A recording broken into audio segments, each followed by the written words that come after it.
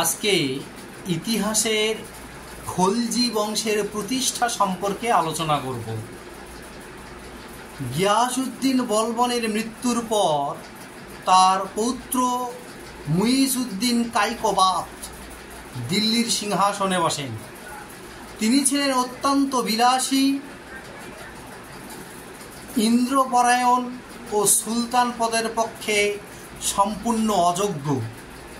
তাই উমরাহগণ তাকে সিংহাসনচ্যুত করে তারই শিশুপুত্র কায়রুমাসকে সিংহাসনে বসান।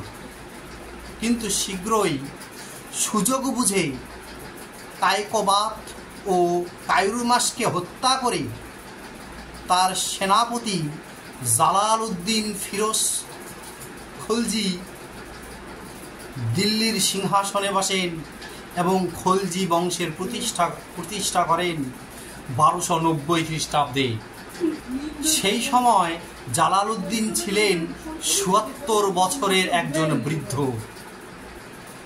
জালালউদ্দিন ফিরোজ খলজি হত্যার মধ্য দিয়ে সিংহাসন লাভ করলেও জালালউদ্দিন কিন্তু শান্তিপ্রিয়, ধর্মভীরু, উদার ও ন্যায়পরায়ণ সুলতান ছিলেন।